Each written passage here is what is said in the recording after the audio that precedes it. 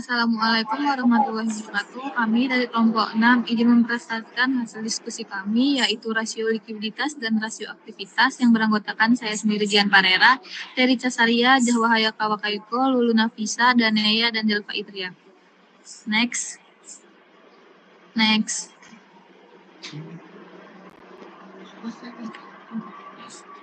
Daftar isi yang pertama itu ada profil perusahaan PT Kimia Farma Tbk. PT Kimia Farma Tbk adalah perusahaan industri farmasi di Indonesia yang didirikan pada tahun 1817 dan dianggap sebagai salah satu perusahaan farmasi terbesar dan tertua di Indonesia.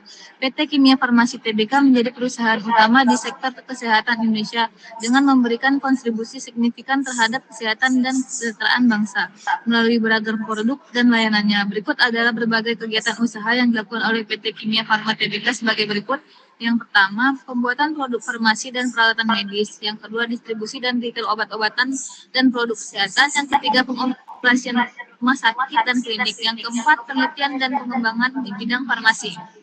Next. Baik, berikut ini adalah tabel dan data yang kami gunakan pada rasio likuiditas untuk aset lancar pada tahun 2020 sebesar 6.303.473.591. Kemudian pada tahun 2021 aset lancarnya senilai 6.093.103.998.000. Untuk utang lancar pada tahun 2020 senilai 6.786.941.897 rupiah. Kemudian pada tahun 2021 senilai 5.980.180.596 rupiah. Untuk nilai persediaan pada tahun 2020 sebesar 2.450.828.900 rupiah.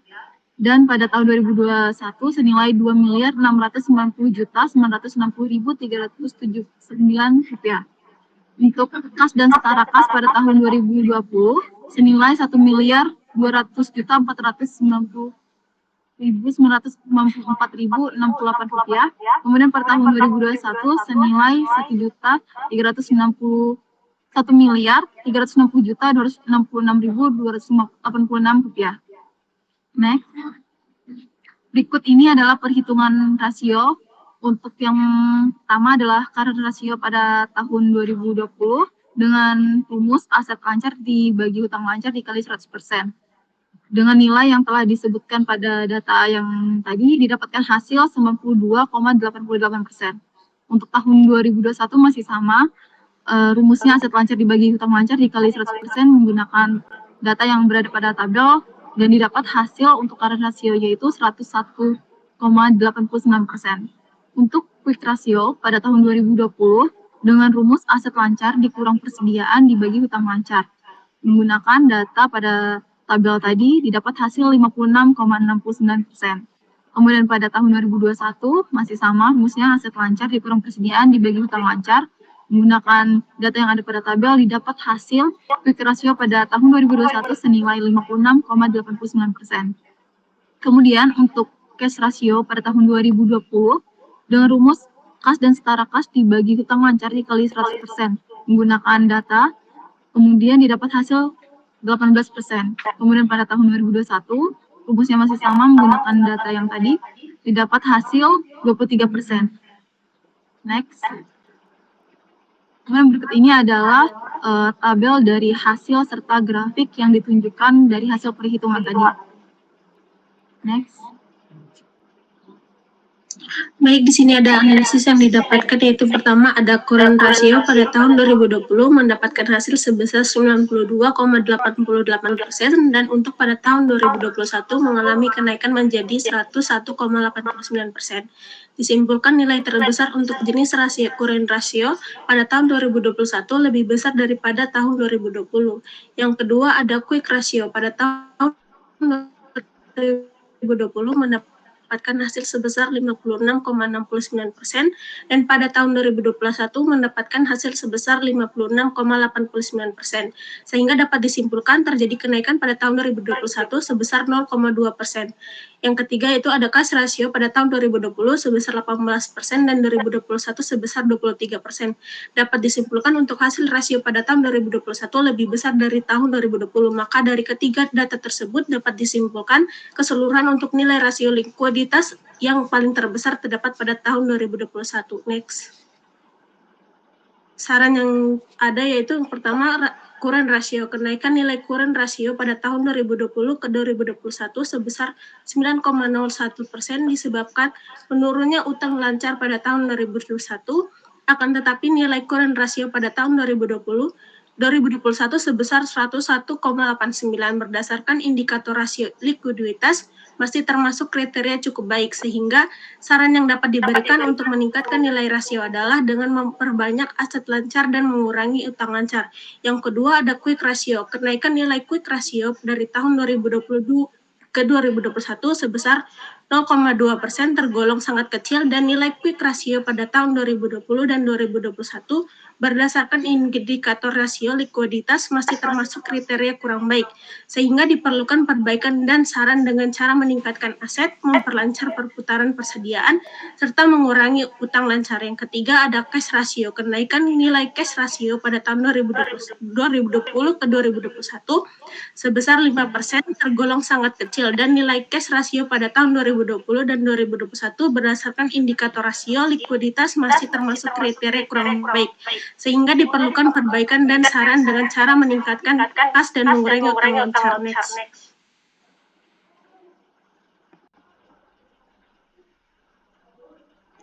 Selanjutnya ada aktiva lancar. Berikut tabel dan data yang digunakan. Yang pertama ada neracanya, yaitu yang pertama ada total piutang, total ekuitas, harga pokok penjualan, persediaan, penjualan bersih, total aset, dan terakhir ada aset tetap. Berikut data-data dari tahun 2020 dan 2021 terlampir. Next. Selanjutnya ada perhitungan rasio.